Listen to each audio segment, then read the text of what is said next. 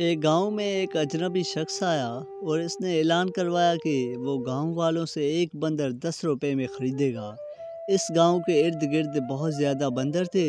देहाती बहुत खुश हुए, इन्होंने बंदर पकड़ना शुरू कर दिए। इस आदमी ने 1000 बंदर 10-10 रुपए के बदले में ख़रीदे।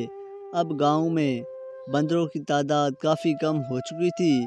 चंद एक बंदर बाकी थे जिन्हें पकड़ना दुश्वार हो गया था।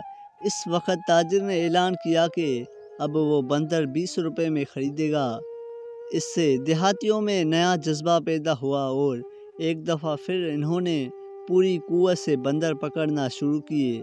चंद दिन बाद बंदर अका दका ही नज़र आते और इस नए आए हुए ताजिर के एक बड़े पिंजरे में तकरीबन 1300 बंदर जमा हो चुके थे। जब ताजिर ने बंदरों की ख़रीदारी में सुस्ती देखी तो इसने फ़ी बंदर कीमत पहले 25 रुपये मुकर्रर की और फिर अगले दिन कीमत 50 रुपये कर दी। इस कीमत में इसने सिर्फ 9 बंदर ख़रीदे। अब जो बंदर भी निगाह इंसानी की ज़िद में आता दाखिल ज़िंदान कर दिया जाता। इसके बाद वो काम के सिलसिले में किसी दूर दराज शहर चला गया और इसका असिस्टेंट काम संभालने लगा।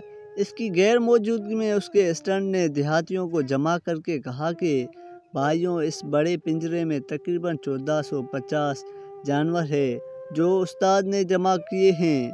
मैं ऐसा करता हूँ कि तुम सबको ये सारे 35 रुपये फ़ी बंदर के हिसाब से भेज देता हूँ। जब उस्ताद आए तो तुम उसे ये बंदर 50 रुपये में भेज देना। देहाती बहुत खुश हुए और इन्होंने अपनी सारी जमा पूंजी खर्च करके बंदर खरीद लिए। इसके बाद इन्होंने ना कहीं ताजिर को देखा ना ही उसके असिस्टेंट को, बस हर जगह बंदर ही बंदर थे। इसे कहते हैं स्टॉक मार्केट।